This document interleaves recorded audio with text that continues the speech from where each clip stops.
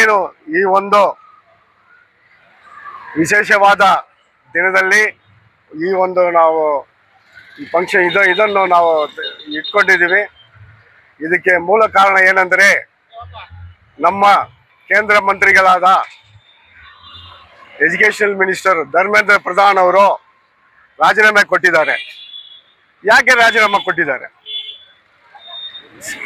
ನಮ್ಮ central government ಮತ್ತು Modi government ಮತ್ತು ಎಜುಕೇಷನ್ ಮಿನಿಸ್ಟರ್ ಮಾಡಿದ ತಪ್ಪಕ್ಕೋಸ್ಕರ ಅವರು ರಾಜೀನಾಮೆ ಕೊಟ್ಟಿದ್ದಾರೆ. ಏನು ತಪ್ಪು ಮಾಡಿದ್ದಾರೆ? ನೀಟ್ ಎಕ್ಸಾಮ್ ನಡೆಯುವ ಪೇಪರ್ಗಳಲ್ಲೂ ಎಕ್ಸಾಮ್ ಪೇಪರಲ್ಲಿ ಕ್ವಶ್ಚನ್ ಪೇಪರ್ಸ್ ಎಲ್ಲ ಲೀಕ್ ಆಗಿದೆ. ಇದಕ್ಕೆ ಮೂಲ ಕಾರಣ ಯಾರು? BJP government. ಆದ್ದರಿಂದ ಆ ಪೇಪರ್ಗೆಲ್ಲ ಲೀಕ್ ಆಗಿ ಅದರಿಂದ ಏನಾಯ್ತು, ಸುಮಾರು 14 ಯುವಕರು 14 ವಿದ್ಯಾರ್ಥಿಗಳ ಅವರು ಆತ್ಮಹತ್ಯೆ ಮಾಡ್ಕೊಂಡ್ರು. ಯಾಕೆ ಆತ್ಮಹತ್ಯೆ ಮಾಡ್ಕೊಂಡ್ರು? ಈ ಬಿಜೆಪಿ ಗೌರ್ಮೆಂಟ್ ಇಂದ ಅವರು ಆತ್ಮಹತ್ಯೆ ಮಾಡ್ಕೊಂಡ್ರು. ಈ ಬಿಜೆಪಿ ಮೋದಿ ಗೌರ್ಮೆಂಟ್ ಇಂದ ಅವರು ಆತ್ಮಹತ್ಯೆ ಮಾಡ್ಕೊಂಡ್ರು. ಇಡೀ ಎಲ್ಲಾ ಸ್ಟೇಟ್ ಅಲ್ಲಿ ಈ ನೀಟ್ ಎಕ್ಸಾಮ್ ಬೇಡ, ಅದನ್ನ ಚೇಂಜ್ ಮಾಡ್ಬೇಕಂತ ಎಲ್ಲಾ ಚೀಫ್ ಮಿನಿಸ್ಟರ್ ಕೇಳಿದ್ರು ಅವ್ರು ಒಪ್ಕೊಳ್ಳಲ್ಲ.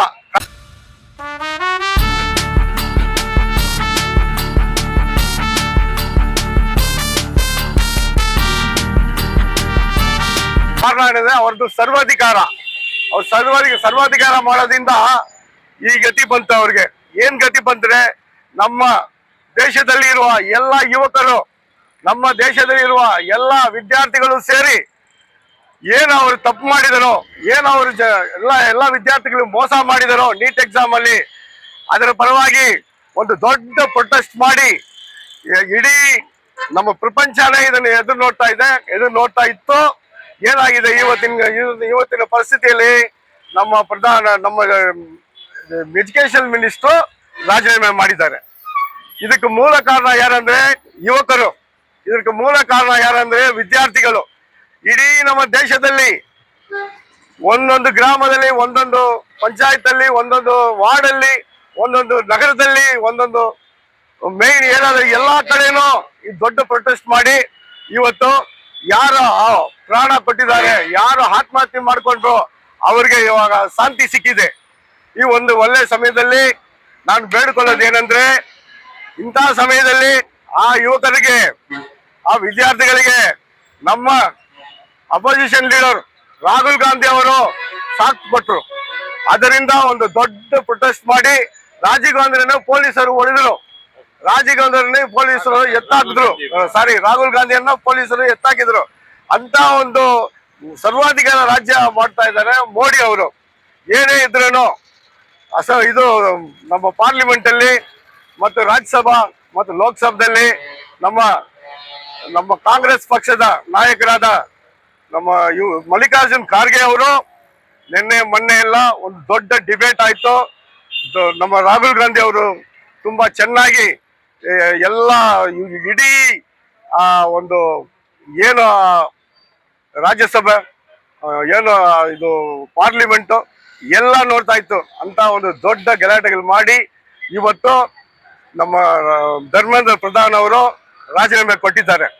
ಈ ಸಮಯದಲ್ಲಿ ನಾನು ಕೇಳ್ಕೊಳ್ಳೋದು ಏನಂದ್ರೆ, ಯಾರು ಆತ್ಮಹತ್ಯೆ ಮಾಡಿಕೊಂಡ್ರು ಆ ಎಲ್ಲ ಸ್ಟೂಡೆಂಟ್ಗೂ, ವಿದ್ಯಾರ್ಥಿಗಳಿಗೂ ಪರಿಹಾರ ಹಣ ಕೊಡಬೇಕು, ಅವ್ರ ಕುಟುಂಬಕ್ಕೆ ಕೆಲಸ ಕೊಡಬೇಕು ಅಂತ ಈ ಸಮಯದಲ್ಲಿ ಕೇಳ್ಕೊಂಡು, ಕಾಂಗ್ರೆಸ್ ಪಕ್ಷ ಯಾವತ್ತೂ ಯುವಕರ ಜೊತೆಯಲ್ಲಿ ಇರುತ್ತೆ, ಕಾಂಗ್ರೆಸ್ ಪಕ್ಷ ಯಾವಾಗಲೂ ವಿದ್ಯಾರ್ಥಿ ಜೊತೆಯಲ್ಲಿ ಇರುತ್ತೆ ಅಂತ ಹೇಳ್ಕೊಂಡು, ನಮ್ಮ MLA ಅವರು ಯಾವಾಗಲೂ ವಿದ್ಯಾರ್ಥಿಗಳ ಜೊತೆಯಲ್ಲಿ ಇರ್ತಾರೆ, ಕಾಂಗ್ರೆಸ್ ಯುವಕರ ಜೊತೆಯಲ್ಲಿ ಇರ್ತಾರೆ ಎಂದು ಹೇಳ್ಕೊಂಡು, ಈ ಒಂದು ಸರ್ವಾಧಿಕಾರವನ್ನು ಇನ್ನು ಮೇಲೆ ಮೋದಿ ಅವರು ತೋರಿಸಬಾರ್ದು. ಇನ್ನು ಮೇಲೆ ಮೋದಿ ಅವರಿಗೆ ಒಳ್ಳೆ ಕಾಲ ಅಲ್ಲ, ಕೆಟ್ಟ ಕಾಲ ಸ್ಟಾರ್ಟ್ ಆಗಿದೆ. ಇನ್ನು ಮೇಲೆ ನಮ್ಮ ಕಾಂಗ್ರೆಸ್ ಪಕ್ಷನೇ ನೆಕ್ಸ್ಟ್ ರೂಲಿಂಗ್ ಬರೋದು. ನಮ್ಮ ರಾಹುಲ್ ಗಾಂಧಿ ಅವರು ಪ್ರೈಮ್ ಮಿನಿಸ್ಟರ್ ಆಗ್ತಾರೆ ಎಂದು ಹೇಳ್ಕೊಂಡು, बोलो कांग्रेस पार्टी के, बोलो स्टूडेंट्स। उस प्रोटेस्ट में अभी दोपहर में धर्मेंद्र प्रधान जी ने जो इस्तीफा दिया है, उसके लिए जिंदगियों को हम मुबारकबादी देते हैं, क्योंकि उन्होंने 26 दिन तक स्ट्राइक किया और सोनम वांगचुक जी ने 26 दिन तक हंगर स्ट्राइक किया था। और और जो बच्चों ने लाठियां खाई और बहुत सारे लाखों बच्चे आज जंतर मंतर में इसके लिए नीट परीक्षा जो है एक दिन दो दिन का परिश्रम का ये नहीं नतीजा नहीं निकलता। वो एक साल से पढ़ते हैं, रात के 5 बजे उठते हैं, सुबह के 5 बजे उठते हैं और रात के 10 बजे तक वो पढ़ते रहते हैं। लाखों रुपए इसमें डाल के पढ़ते हैं, उनके माँ बाप जमीन तक बेच देते हैं इसको पढ़ाने के लिए। इसमें जो घोटाला हुआ है इस वजह से बच्चों ने जो प्रोटेस्ट किया था इसका बहुत बड़ा परिणाम उनको मिला है और उनको बहुत बड़ा एक गिफ्ट मिला है। और हमारी और भी मांग है कि जो भी एफआईआर बच्चों के खिलाफ हुए हैं उसको वापस लिया जाए और जो बच्चे इसमें मरे हुए हैं उनको कॉम्पेंसेट किया जाए। इतना कहकर मैं अपनी बात खत्म करता हूँ। ನಮಸ್ಕಾರ. ಇವತ್ತು ಏನು ನಮ್ಮ ಎಜುಕೇಷನ್ ಮಿನಿಸ್ಟರ್ ರಿಸೈನ್ ಮಾಡಿದ್ದಾರೋ ಅದಕ್ಕೆ ಫಸ್ಟು ನಮ್ಮ ಸ್ಟೂಡೆಂಟ್ಸ್ಗೆ ಥ್ಯಾಂಕ್ಸ್ ಹೇಳ್ತೀವಿ. ಯಾಕೆಂದರೆ ನಮ್ಮ ಸ್ಟೂಡೆಂಟ್ ಎಷ್ಟು ಹೋರಾಟ ಮಾಡಿದ್ರು, 25 ದಿನ ಊಟ ಮಾಡಿಲ್ಲ ಅಂದರೆ ಸ್ಟ್ರೈಕ್ ಮಾಡಿಕೊಂಡು ಎಷ್ಟು ಕಷ್ಟಪಟ್ಟು ಲಾಠಿ ಚಾರ್ಜ್ ಮಾಡಿದ್ರು. ಈ BJP ಸರ್ಕಾರ ಲಾಠಿ ಚಾರ್ಜ್ ಮಾಡಿದ್ರು. ಆಮೇಲೆ ನಮ್ಮ ಅಪೋಸಿಷನ್ ಲೀಡರ್ ರಾಹುಲ್ ಗಾಂಧಿ ಅವ್ರಿಗೆ ಹೊಡೆದು ಎಷ್ಟು ಇದಾಯಿತು ಅಷ್ಟೆಲ್ಲ ಕಷ್ಟ ಕೊಟ್ಟು ಇವಾಗ ನಮ್ಮ ನ್ಯಾಯ ಸಿಕ್ಕಿದೆ. ಆ ನ್ಯಾಯ ಸಿಕ್ಕಿದೆ, ಅದಕ್ಕೋಸ್ಕರ ನಾವೆಲ್ಲ ಸೇರಿಕೊಂಡು ಖುಷಿ ಮನಾತೀವಿ. ಇವತ್ತಿನ ದಿವಸ ನಮ್ಮ ದೇಶದಲ್ಲಿ ಈ ಬಿಜೆಪಿ ಸರ್ಕಾರದಿಂದ ನಡೀತಾ ಇರೋ ಘಟನೆ ಯಾವತ್ತು ನಮ್ಮ ಕಾಂಗ್ರೆಸ್ ಪಕ್ಷ ಇರುವಾಗ 75 ವರ್ಷದಿಂದ ಯಾವತ್ತೂ ಈ ತರ ಘಟನೆ ನಡೆದಿಲ್ಲ. ಒಂದು ಕಡೆ ಸ್ಟೂಡೆಂಟ್ಸ್ ಎಲ್ಲ ಜಂತರ್ ಮಂತರ್ದಲ್ಲಿ ಅಲ್ಲಿ ಪ್ರೊಟೆಸ್ಟ್ ಮಾಡ್ತಾ ಇದ್ದಾರೆ, ಇನ್ನೊಂದ್ ಕಡೆ ಬಿಹಾರದಲ್ಲಿ, ಇನ್ನೊಂದ್ ಕಡೆ ಇದು ರಾಜಸ್ಥಾನದಲ್ಲಿ ಎಲ್ಲ 4 ಜಾಗದಲ್ಲಿ ದೇಶದಲ್ಲಿ ಘಟನೆ ನಡೀತಾ ಇದೆ.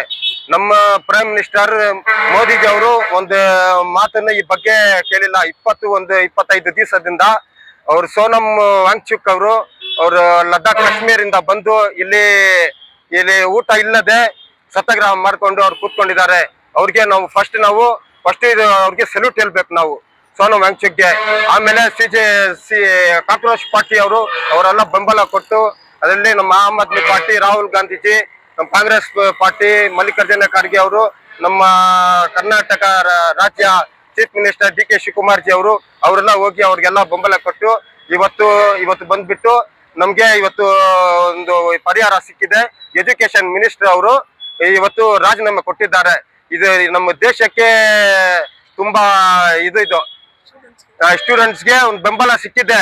ಈ ತರ ಒಂದು ಎಜುಕೇಶನ್ ಮಿನಿಸ್ಟರ್ ಬಂದ್ಬಿಟ್ಟು ಈ ಸಿಸ್ಟಮ್ ಸರಿ ಇಲ್ಲ ಅಂದ್ಬಿಟ್ಟು ಅವ್ರು ರಾಜೀನಾಮೆ ಕೊಡೋದು ನಮ್ಮ ದೇಶಕ್ಕೆ ಆಡಳಿತನೇ, ನಮ್ಮ ಕೇಂದ್ರ ಸರ್ಕಾರನ ಆಡಳಿತ ಸರಿಯೇ ಇಲ್ಲ ಅಂತ ಈ ನಮ್ಮ ಕಾಂಗ್ರೆಸ್, ನಮ್ಮ KGF காங்கிரஸ் பரவாகி நான் ಇವತ್ತೊಂದು ಮಾತು ಹೇಳ್ತೀನಿ. எல்லோருக்கும் வணக்கம். இன்று நம்ம மிக மகிழ்ச்சியான நாள்னு சொல்லலாம் இன்னைக்கு.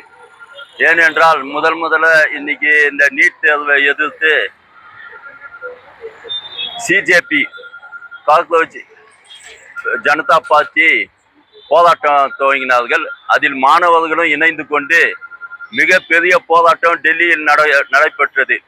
அதை தொடர்ந்து அகில இந்திய அளவில் இந்த போராட்டம் மிகப்பெரிய போராட்டமாக உருவெடுத்தது.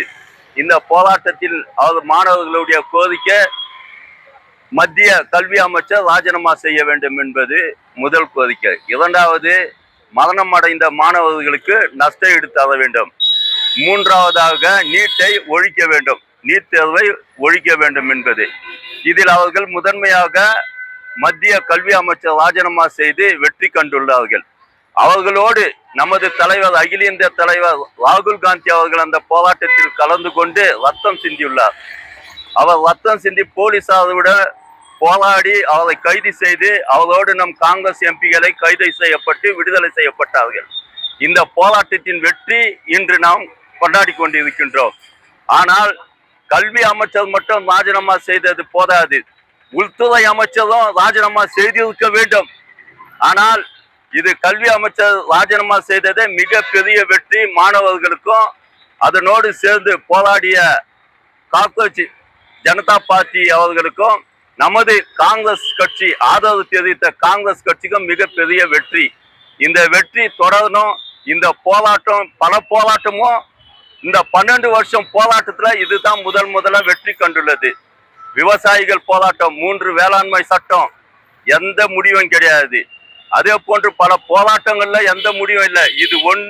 இது கடைசியாக மிக மத்திய அரசுக்கு மிக எச்சரிக்கையான போராட்டம் என்பதால் இதில் வெற்றி கண்டுள்ளோம். மாணவர்களுக்கும் மற்றும் அதை சேர்ந்த கட்சி அனைத்து அகில இந்திய அளவில் போராடிய மாணவர்களுக்கு வாழ்த்துக்களை சொல்லி நன்றி சொல்கின்றேன். வணக்கம்.